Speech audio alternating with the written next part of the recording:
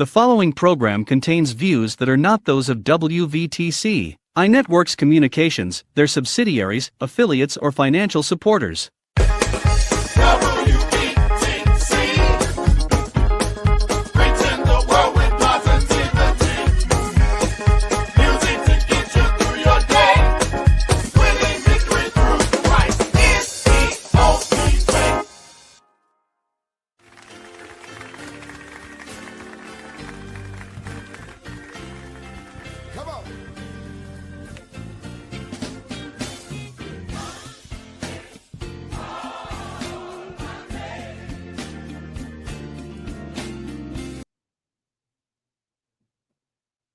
Welcome to Pastor Church and the Law. I am so excited to keep every week we try to bring you new information that you as pastors, church leaders need to know so that you can operate more effectively and operate outside of the court system.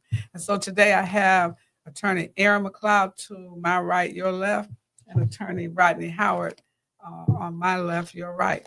And we're going to be talking about, again, bylaw provisions. We're going to give you a checklist of things you need to know and think about as you look at church bylaws. One of the first things we want to tell you, everybody needs a copy of the bylaws and they should be dated. Everybody, all your leaders need a copy and members. So when you have a new member join, they should get a copy of the bylaws so that they know what they are being governed by, what rules that they have to adhere to. Okay. So you should put a date on every page of the bylaws because we've learned really, that people take bylaws and they, went to one church, they had 4 sets of bylaws, all different and none of them dated. So you want to make sure your bylaws are dated. If they're 5 or more years old, it's time to update, which means you need to have the entire leadership work with the pastor and go through the bylaws and see if you're still following those provisions. Do you need to amend things? Now, here's some provisions that we recommend that every bylaw include. 1, arbitration and mediation. Gentlemen, why? Go ahead. Well, first of all, there are going to be disputes that arise within the church, disputes between the leadership of the church and members of the church, disputes between the leadership of the church and the pastor of the church, and disputes between employees of the church and the church itself. In each of those instances, you want to make sure that there is a mechanism that allows for the mediation or resolution of those disputes without having a church member or a leader of the church feel that they have to go to court to get a resolution of that dispute.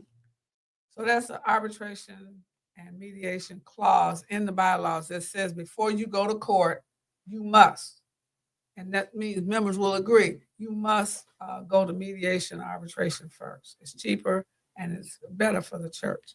What's the difference? What's mediation and arbitration?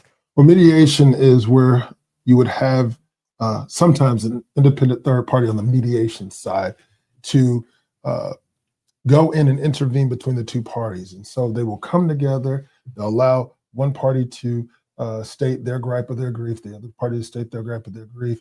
And then you might have what we call sessions whereby we'll send one party to another room, and we'll just really get to the heart of the matter and then go, it's called caucusing. You'll try to work to a resolution, what we call in negotiations, ZOPA, Zone of Possible Agreement. Zone of Possible Agreement. Zone of Possible Agreement. And so in essence, we don't want to go into what we call distributive bargaining, but we want to look for win-win situations whereby you may have concentric circles. These are my issues, but the sweet spot is where they overlap. So that's why you want to go to meet. That's not going to happen if you go to court. Mm-hmm. You're going to follow certain rules. And most of the time, the judges can't get into some of the issues that you're raising because they're based on the nature of the church itself. It's religious by nature. Okay, so then the arbitration piece. Okay, go ahead. Arbitration. So arbitration, you would have a designated arbiter, not a formal judge, but a person who normally is experienced. They're certified by the American Arbitration Association, who more than likely has experience within litigation, and both parties agree to arbitration and to be bound by the decision of that independent arbitrator who will rule on the matter. Sometimes it may be, depending on your denomination, somebody from that denomination that you both agree in advance of any problems. You say, hey, that might be the presiding elder. It might, if you're AME, it might be, who could it be? A moderator, if you're Baptist. Just you all agree in your church who it is that can mediate, arbitrate disputes between churches, pastor, and members. And you might want to have in your bylaws a statement that indicates that before a dispute can be taken to court, it should be submitted to arbitration or to mediation. Right. You might even want to indicate what group can serve as the mediators or the moderators or the arbitrators in that situation. Especially when you have grievances with church leadership and pastor members and the pastor, you don't want to go to court with that. You really want to try to resolve it without going to court.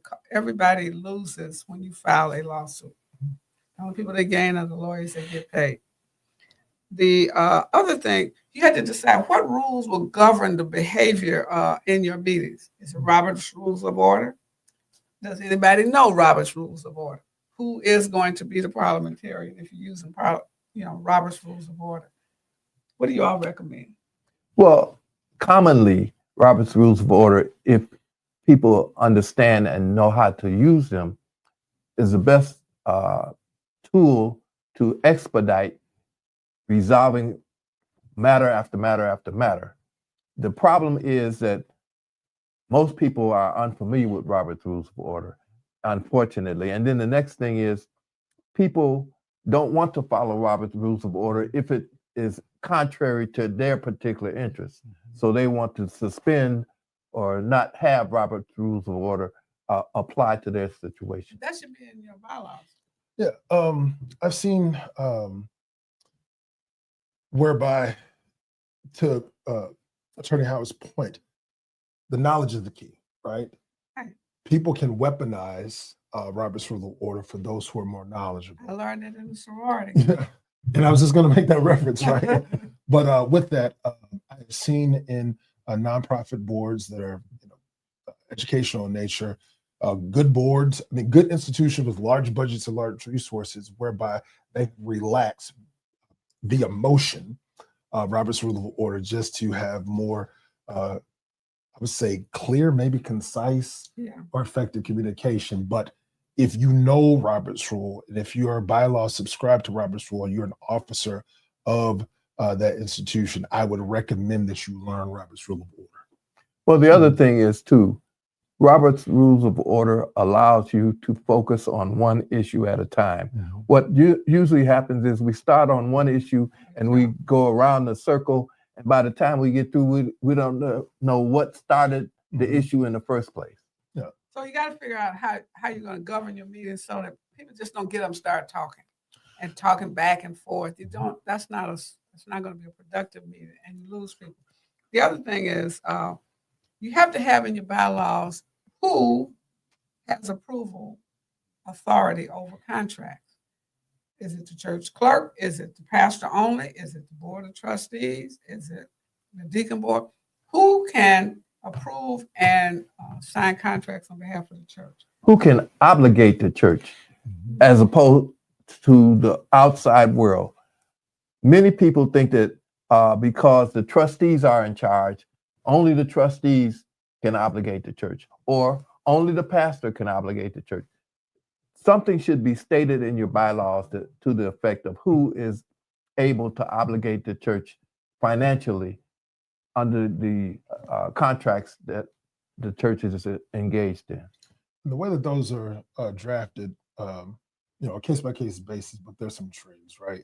So you may have what we call a provision whereby if there's an expenditure more than a certain dollar amount, just say $50,000, that it will require the sign off of not only the board of trustees, but the pastor, 3 different entities. And then there may be a dollar amount whereby a certain official, either at the cabinet level of the organization, i.e. the pastor, the finance person, may have unilateral authority to sign off or obligate the churches. So we're saying in your bylaws, you need to think about who has the authority and how much authority do they have? Can they just sign all contracts? Do they have to, as he said, a certain amount? Mhm. You need to think these things through because that's where lawsuits come in. I sign a contract and I'm just a trustee.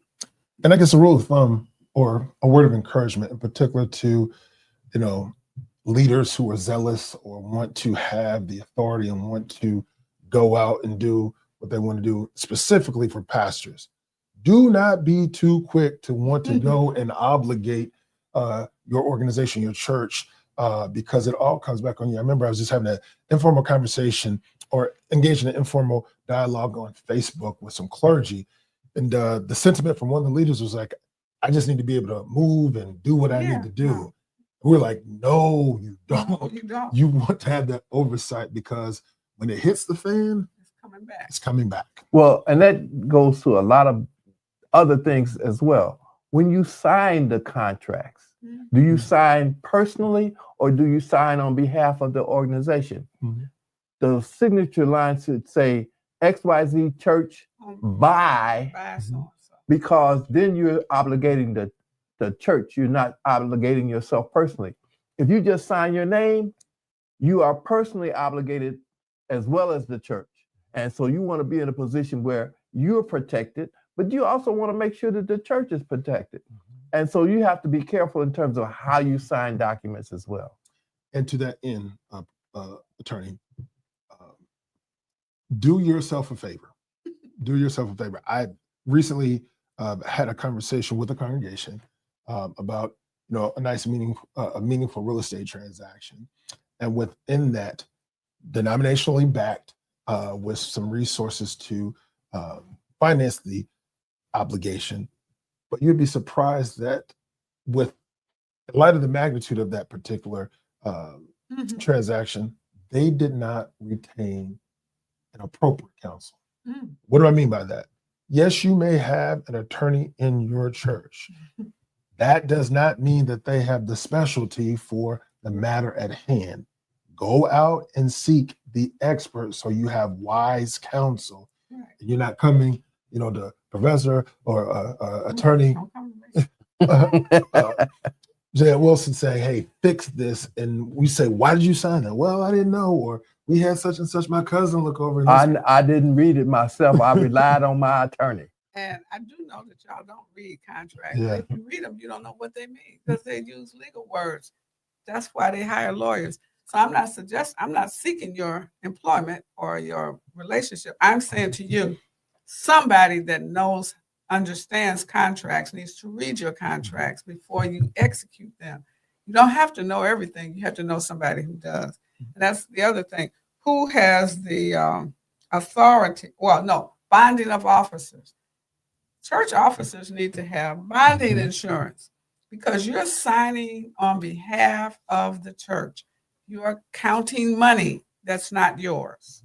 You are depositing money. And if anything happens, the first people they come to are those of you who are on the finance committee. So you want to make sure your trustees and your finance people and your church treasurer are bonded. And to that end, even in particular within this context, we're always looking for good leaders. People are honest, people are true, people are prudent. I know when I am asked to serve on boards, and I used to think I was special when people ask you to do that. I'm not. No. And more specifically, we're asking you to serve these capacities because you bring something to the table. But my first retort is, do you have insurance? That's right. You got to have officers and liability insurance. Well, the other thing too is you need, in certain instances, even if it's an emergency, to get a resolution from the congregation or from the church leadership in support of the action being taken. Many times you can take certain actions. If the church ratifies the action, the church itself is behind that action. But if you go out by yourself You'll be by yourself. You'll be by yourself. They'll turn around and say, we never authorized you to take that particular action. And we knew nothing about it. Here's a big deal. You have church votes. Mm-hmm. How can the people vote? Do they have to vote in person? Can they vote by proxy? Can they vote? Can they have somebody come in with the paper that they've signed, proxy, vote for them? Can they vote by mail? Can they use absentee? Can they use social media? Zoom or Facebook or other things to communicate their vote. How can votes be taken, and who can vote? Who can vote? And that's really important, because I've seen situations that whenever there's a church fight, they call dead people and everybody else, family members, bust themselves to the church for the vote. They haven't been to church in 10 years, but they're there for the vote. So you need to define who can vote. And that goes to the other issue is who is a member, and again, is it an active member? Who determines who an active member is? What are the criteria? Right. And then if a person is to be designated as inactive, are they given notice that they're going to be moved to the inactive membership role? Is there a way to cure them from becoming inactive and brought back to the active membership role? There are things that should be spelled out in the bylaws that covers those particular situations. Who keeps the membership records? I hear you have all the rights and privileges of any other member. Well, where are the records? Should be with the membership clerk, or how it's outlined in your bylaws. Well, you got to figure out who it. You have to designate that person in the bylaws, and you want to make sure that that person is actively maintaining that record. You can't wait till the church fight to say we're going to compile the membership record. And then what is the criteria again? Do I have to make a certain amount of financial contributions to the church? Do I have to attend a certain number of services per year? Well, how do you know if I attend? You're going to take a picture every Sunday? Is somebody taking attendance? Well, see, old school, they used to take attendance and put it up on the board. And so, but now, I don't know. How do you take attendance? In my church, you take attendance? We're actually bound to do an annual count. And so, to your point, Council, it's different strokes for different folks. How do you do an? How do you get your count? Based off of who your active roster is. But the point I guess I want to make is, yes, the counting is important. Yeah. But when we're retained, or you're working with council, or when you're drafting these in committee, you need to do it in a way that is most effective for your congregational context. So, for example, my church, we had a little bit of growth, thank God. But with that, in particular for a professor's point, and let me just say, by the way, this is attorney right here, but affectionately, I'll call him my legal professor. So I'm just sitting in the middle. And so with that, the practicality, particularly in a connectional church, when you become a member, not only is it responsibilities as far as who has a vote, but who doesn't have a vote, but each head is tied into a portion. Mm-hmm. And so if I go out and I bring in 200 members, mm-hmm. there is a large financial responsibility that goes back to the connectional conference, or to the conference, mm-hmm. Which is meaningful. Yeah, and your Methodist, yeah, that's the problem. Mm-hmm. See, Baptists won't have a problem. But what we do have a problem is how many members do you have, mm-hmm. and how do I define active? Is it church attendance? Is it church giving? Is it a combination of both? How do you measure my attendance? And maybe some people, they said they will have an annual registry. You mm-hmm. have to register every year. Should that be quarterly? So you know I'm still a member, because a lot of people are ill. You know, I feel like they're still a member because if mm-hmm. something happens, they want to service at the church. You don't want people to make an arbitrary decision about who can have a funeral, because I haven't seen them. Well, you don't have to see them. as such. So you need to have that in your bylaws. And with that membership role, I guess the Barna Group recently has been on this ploy within, particularly the Black church, that we be what we call data informed. And so when you have that calculation versus, being on the proverbial, preaching lying tree at the conference, say, how many members you got, Doc? Yeah, they lie. Yeah. There's no consequence to that conjecture for the sake of just talking about who you are and who you have. But if you're really trying to let the data drive and let the data inform, to have a more scientific approach in how you operate your congregation, those numbers become vital. Well, in the Methodist Church especially, there used to be a practice of never removing anybody from the membership rolls. Churches would claim that they had 2,000 members. Well, they may have only had 250 real members. Other people were on the membership rolls for political purposes within the denomination, but they weren't active and they weren't actually a part of the church that's itself. not limited to Methodists. That's all of our churches, because people want to indicate that they're doing well, they're growing. And so when they go to these annual conventions and conferences, they do this puffing, tell people, yeah, I got 10,000. Well, one of our recent bishops came to the 4th district that covers Illinois and Indiana and Wisconsin and Minnesota, but he demanded that every pastor under his jurisdiction call their membership rolls and only come up with an actual real number. Churches that claimed that they had 2,000 members ended up saying that they only had 600 or 500 or 250. But the church wants to be able to say accurately how many members are actually participating. And the church governance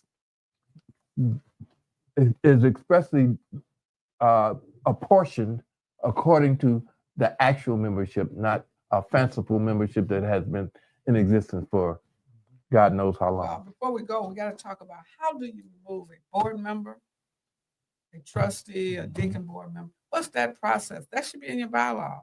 Trustee, steward, and you should even have process for removal of pastors, so you don't have to wait until you have some issues. Are you going to evaluate staff? Do you evaluate the pastor? Who does the evaluation? What is the process for removal? What is the criteria? Because again, you're evaluating performance of the pastor. Are you also evaluating the pastor's character and integrity and other things? Because usually people will say, well, he's a good preacher, but he has committed some other transgression that he's no longer qualified to be the head of the church. Well, and you need to have a clear understanding of what those qualifications are. And as you define them for pastor, board members, do they serve for life, or do they have a term of office? I'm talking about trustees, deacons, stewards. How long can they serve? Because oftentimes you have people serving 40 years with no new people ever being added to the board. And so you don't have a transition in leadership. Or you have people who want to remain in power. We had one situation where the deacon board said that the only deacons could replace the deacons on the deacon board. They had changed the bylaws to make themselves perpetual as long as they continued to serve as deacons. Now, again, we have to be careful, but people, when they achieve a certain position or a certain position of power, they don't want to give it up. Power concedes nothing without a demand. Well, and that's why so many churches are struggling now, because we have not included younger people in leadership. We have not brought them in and trained. You say, well, they don't have no training. How you going to get trained if you're never on the board? Y'all tell me, call me. I know you want to talk back to me. I wish you could, but we do want you to think about all these things. We're not telling you what to do. We're simply saying to avoid lawsuits, to avoid placing the church in an embarrassing situation in courts. We want you to have a more orderly way of resolving disputes, handling differences, because that's what Jesus would have us to do. What do you want to say? What do you want to say, close? Orientation is key. As we sit here and we talk about bylaws and how we operate, to go through a removal of a pastor, to go through the removal of a church leader is embarrassing. It is taxing on all parties. But if you come in and you're appropriately trained on the seriousness of being a fiduciary, a leader, or a steward of a church, I think people would take that obligation more seriously. And so here's the thing. Well, again, there has to be communication, transparency, especially in terms of finances. People don't need to speculate about what the church is doing or what the officers are doing with the church funds. There should be regular reports so that everybody can say, this is exactly what is going on to the penny. So here's the thing. I do not want to be your church lawyer. What I would like to do is train your church leadership, your officers, in their roles and responsibilities. He will represent you in many ways. And we have other lawyers. If you have probate issues, we do probate. But what we want to do is train you, give you this, what he calls orientation, so that you don't have to be in court. And then we can refer people to you when you have contracts, certain kind of contracts. You need somebody to read them. Most of you have insurance, but you've never read the contract. Somebody needs to read and explain to you what provisions they are in those policies, what coverage you do and do not have. So you don't want to wait for a storm to hit and find out you're not covered. Because a lot of insurance companies, you have to get a writer to cover the stained glass windows, for example. Well, if you don't know that, and there's an exception in your insurance policy and you have not read it, then when that event happens, you'll be out of luck. Professor, can you say that one more time for the people in the back? Read your writer annually with somebody who can read and read with a legal lens. Legal lens. It's not just reading out loud. You need to have all your boards sit down. Let's go through the insurance policy page by page, line by line. Because most people, we got insurance. And then the roof is off because it was a tornado and it says it was not covered. It was an act of God. It was, yeah. And then the basement flood. You got to pay to have the water pumped out. And the reality is today, insurance companies don't want to pay. They don't want to pay. They do not want to pay. And so we're going to be having to do some challenges with insurance companies about the liability that churches are experiencing. Look at these churches all around us that are having issues. They're fighting with insurance companies. You don't want to wait until you have a problem to try to fight with them. Negotiate when you're healthy, not when you're underwater or a result of fire. Well, this is what we live in our faith, but under the law. Here we are, McLeod and Howard. And Wilson. We should merge. We really should. See you next week.